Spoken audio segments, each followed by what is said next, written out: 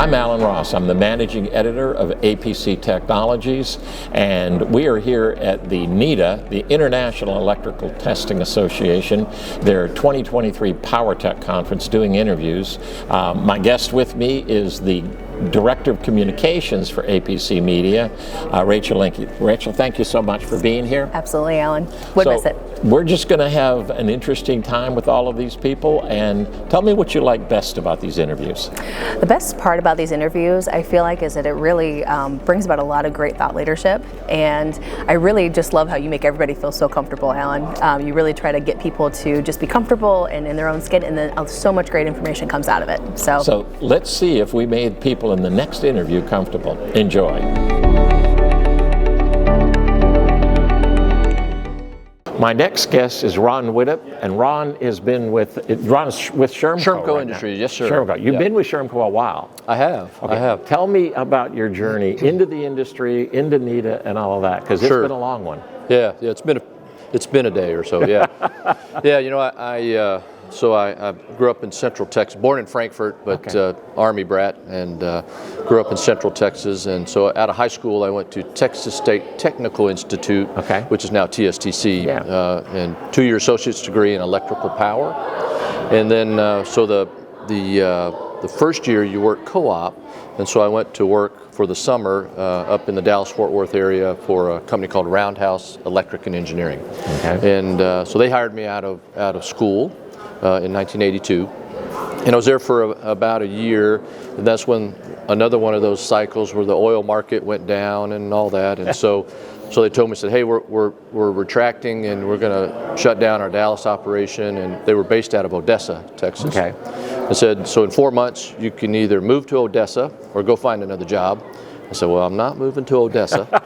So with all due respect to Odessa. Option B. Okay. And so I called up actually the engineering manager that went to Shermco, who was our competitor, and called him and said, hey, I need a job. And so on D-Day, June 6th, 1983, I started as a field service technician for Shermco. Are you that long? And you've been with Shermco the entire time? Yeah, it'll be this year will be 40 years. Wow. At Shermco.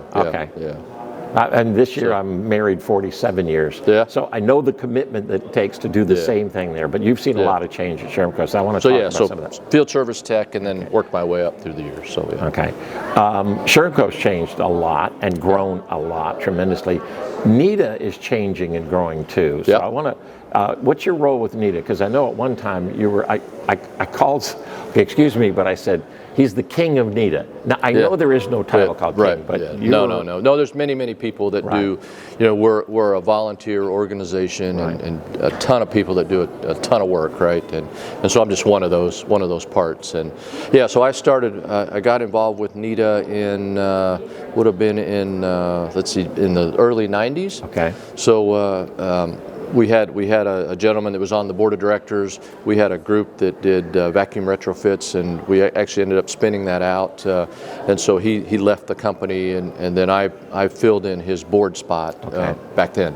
So I've been on the board since then, I suppose, and then through the years progressed through various committees and responsibilities. Did a couple of turns as president of the association through the years, you know, officer roles and all that. That's when I met you. You were the president of Shermco back a decade or so ago. Yeah, it was, I know the first time was in 2000, because I remember that because I was the president when our first ANSI standard came to be. And it was our test technician standard, and that was a big day, because it was our first standard. It was an ANSI standard, and I remember when we did that, Al Peterson, who was a big part of everything, and it was a proud day for the association, because that was really a step change for us in the standards making aspect of the association, and it started with that, which then eventually led to the 4 we have now. So which then kind of shows somebody asked me years ago, and they said, what is it about NETA that you think is so attractive for the industry? And it's the collaborative, collegiate way that competitors work to work together to advance the cause. I mean, I think that's something that I would say is one of the great values of NETA, and that still happens today, right? It's interesting and good in that, and I'll liken it to this. And so I'm involved with the NFPA 70E standard, right? And in fact, I represent NETA on that standard. And when you go to those committee meetings, you have the smartest people in the room when it comes to electrical safety, a ton of them, 40, 50, 60 people in there. And everybody in the room, for the most part, is there for one reason: to make the world a better place for safety, electrical safety, right? And so it's not personal gain, it's for the greater good and all that. And a lot of that happens at NETA as well. The folks that are, when we're involved with the standards, and we want to make the industry better. We want to, and for the, the big picture and all that. And so it's not so much for personal gain, and that's really nice when you can have that sort of a collaborative environment where we're all doing it for the right reasons.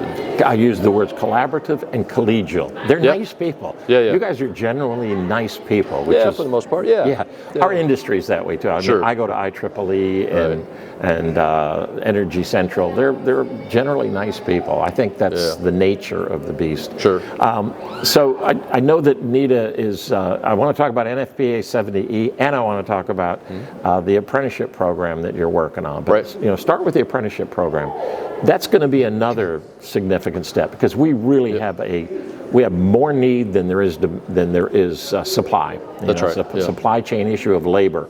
Yeah. And hopefully the apprenticeship program helps address that. But talk a little bit about how it came about, because it's not like, hey, in the last week we decided to do it. You've been working on it a while. Yeah, and through our training committee here at NETA, and you're right. Everybody, whether you're a plumber or a power system technician or a restaurateur, everybody has problems with labor and getting people. Right. And so for us in the electrical power industry, you have to have the key is, first you have to have somebody, one, that wants to work, get that. Two, that they're trainable, and three, that they could stay off the bad stuff that keeps you from getting on job sites, right? So you get those three, and then you can start the process. Right. And so you have a few options that, and so you can get somebody from the industry, and that's a finite number, and so you get people out of the industry, and there's that happens. You can grow them internally, and grow your own. And so it just depends on which way works best for you.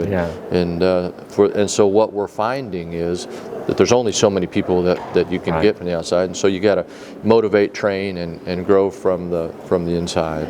And so training programs, the apprenticeship program, that's one of many ways to do it. Some people have internal training.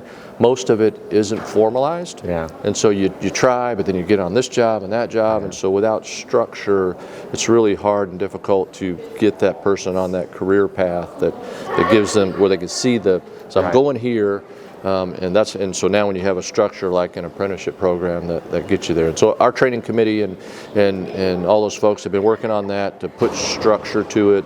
And so yes, it's a new deal. It's helping us with a problem, and in that, especially if you don't have an internal workforce development group, now we'll give you, here's some tools to get those people on that path. So that's excellent. I think it's a real major coup for NETA. 70E, NFPA 70E. Just recently, when I look at the standards, it's finally a point where we're saying it's very unsafe for people to go around live electrical equipment and put some standards in place that we just go, well, wait a minute, you can't suit somebody up in a 100 cal suit with gloves and everything and use a wrench and stuff.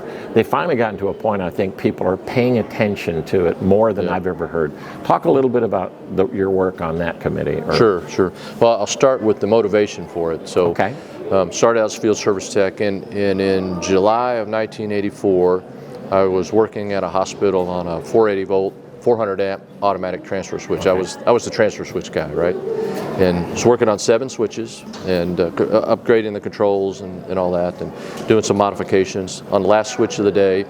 So I had to isolate the controls from the main switch, and so I did. I pulled these 3 wires and did isolated the controls, did the modifications, the factory things and all that, and then was putting it back. Well, it was at a hospital, and what the hospital had done was they had added a micro switch on a piece of balsa wood on the switch, so when it would transfer from normal to emergency, it would hit the switch and close the light bulb, right? Okay. Well, I'd put the factory accessory on there and all that. And I said, well, I'll take this non-factory accessory off. So I took the little number 14 wire off and was pulling it out of the switch, which was the energized part, but I had the de-energized part and the wire. And so it kind of caught and popped and hit one of the hot phases. And so it arced, it went phase to phase, and the switch blew up in my face. Oh my gosh. And so burned my arms, burned my face, and all that. And so it's one of those deals you can't shut it off because it's critical. It's a transfer switch. They're always critical. Yeah. And but found out, well, when I blew it up and it was laying on the floor, well, there you go. So anyway, so I was in the hospital for a week and a half, off work for a month and all that. And so it gave me a real appreciation, and this was in the early 80s, so we didn't know as much about what we know now about electrical safety and all that. And so I'm an arc flash survivor and all that stuff. Anyways, and so I started thinking about it, so I was looking around, and so NFPA 70E was around, and so I got involved with it and was put on the committee in 1998. And that was right at the end of the cycle, which became the 2000 edition of 70E. Okay. Well, that edition was the edition where it introduced the arc flash, the hazard risk tables. Yeah. And so a guy named Paul Hamer with Chevron Texaco, they'd taken their information, and so it was a new deal, and it was really the start of the awareness of arc flash, the arc flash hazard and all that. And so I've been on the committee since '98, and so there's been an evolution, through the years of understanding not only electric shock but arc flash, and what that can do to a person and all that. And so that process has been very beneficial for me, because my motivation is I don't want to have what happened to me to happen to anybody else. Yeah. And anyway, so that's the motivation. And so the 70E has really progressed admirably through the years, and it's really a force in industry. It's a work practices, safety standard, something you can use in the field. And the thing about the 70E, and we talk about this, what you should do if you're an electrical worker is turn it off, right? Yeah. Put it in an electrically safe condition. Right. You remove the hazard doesn't exist. Right. And so we say that in the 70E, turn it off, it's a paragraph, turn it off, right? Yeah. And so it should be, the 70E standard should be, about 3 pages. Said, turn it off, don't be a dummy, right? And so it said, well, but if you want to be a dummy, here's, 80 pages on how to not be so smart, right? Because in the real world, you can't troubleshoot. You have to. There's situations when you have to work things energized. The number one thing is don't do that. Engineer it out. Don't do that. But then now, if you have to, well, here's what you have to do to stay safe as an electrical worker. So I love the engineer it out is something that's really happening a lot more. It is, yeah. It's hey, take the hazard out. Let's risk do it mitigation, well. and do it on the front end. Don't do it on the back Exactly. end. Yeah. Ron, you are an arc flash survivor. That's a new title for you. Arc flash survivor. Look at that. Thank you so much, my friend. I appreciate it. All right.